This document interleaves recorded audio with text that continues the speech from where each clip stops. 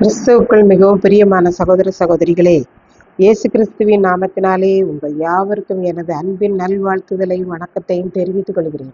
இன்றைய பகலில் குளிர்ச்சியான நாளின் தியான வசனம் லூக்கா எழுதின சுவிசேஷம் 12ஆம் அதிகாரம் 58ஆம் வசனம்.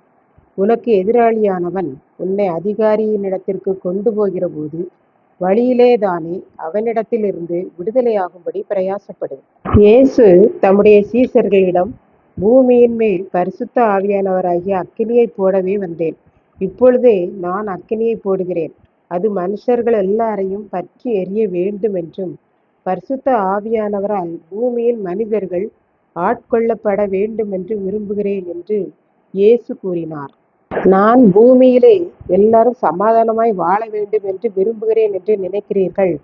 நான் சமாதானத்தை அல்ல, பிரிவினையை உருவாக்க வந்தேன். ஏனென்றால் நீங்கள் ஒருவருக்கொருவர் சமாதானமாய் இருக்கும்போது என்னை தேட விரும்பவில்லை. உங்களுக்குள்ளே பிரிவினைகள் வந்து நீங்கள் தனித்து விடப்படும் போதுதான் என்னை தேடுவீர்கள். எப்படி பிரிவினை வரும் என்றால், தகப்பனுக்கு விரோதமாய் மகன், மகனுக்கு விரோதமாய் தாய், மாமிக்கு விரோதமாய் மருமகள், இப்படி ஒரு வீட்டில் அத்தனை பேரும் பிரிந்து எல்லாரும் தனித்தனியாக இருக்கிற போது என்னை தேடுவார்கள்.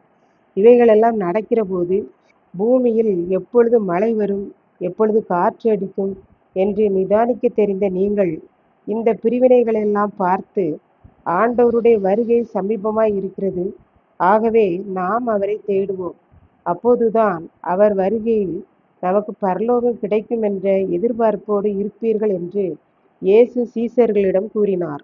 இப்படித்தான் ஒரு குடும்பத்திற்கு ஒரு மாந்தோப்பு இருந்தது. மாந்தோப்பில் ஏராளமான மாம்பழங்கள் பழுத்து இருந்தது. ஒரு நாள் அந்த தோப்பில் நிறைய மாம்பழங்களை காணவில்லை. ஆகவே அந்த தோட்டக்காரர் அவர்கள் ஊரில் உள்ள ஒரு நபர் மேல் சந்தேகப்பட்டு அவனை பிடிக்கச் சென்றார். ஏனென்றால் அவன் அந்த தோட்டக்காரருக்கு பகைஞன். ஆகவே அவனை பிடித்து காவல் நிலையத்துக்கு கொண்டு சென்றார். இன்றைக்கு அதிகாலையிலே நீ என்னுடைய தோட்டத்தில் உள்ள மாம்பழங்களை திருடினாய் என்றார். அவன் சொன்னான், நான் திருடவில்லை, இது சத்தியம் என்றான். தோட்டக்காரரோ, இல்லை இல்லை, நான் உன்னை சும்மா விடமாட்டேன், உன்னை காவல் நிலையத்திற்கு கொண்டு போய் விட்டு தண்டனை வாங்கி தரப்போகிறேன் என்றான். இவன் கெஞ்சினான், விடவில்லை. அவர்கள் செல்லும் வழியில் அன்று அதிகாலையில் அவனோடு பேசி கொண்டிருந்தவர் எதிரே வந்தார். உடனே அவரை கூப்பிட்டான், கேளுங்கள், இன்று அதிகாலை நான் இவருடைய தோட்டத்திலுள்ள மாம்பழங்களை திருடியதாக என்னை சொல்லி காவல் நிலையத்துக்கு கொண்டு செல்கிறார்கள். நாம் இன்று அதிகாலையில் பேசி கொண்டிருந்தோம் அல்லவா, நீங்களே கூறுங்கள் என்றான்.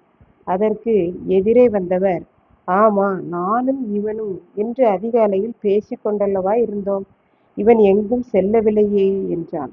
உடனே அவன் காவல் நிலையத்திற்கு கொண்டு செல்லப்படாமல் விடுதலை செய்யப்பட்டான். இதை கேட்டுக்கொண்டிருக்கும் எனக்கன்பானவர்களே, நம்மையும் நம்முடைய எதிராளியாகிய சாத்தான் பிடித்து வைத்துள்ளான். அவன் பிடியிலிருந்து விடுபட நாம் ஆண்டவரை தேடுவோம். நம் ஆண்டவர் அவனுடைய கரங்களிலிருந்து நம்மை விடுதலை செய்வார்.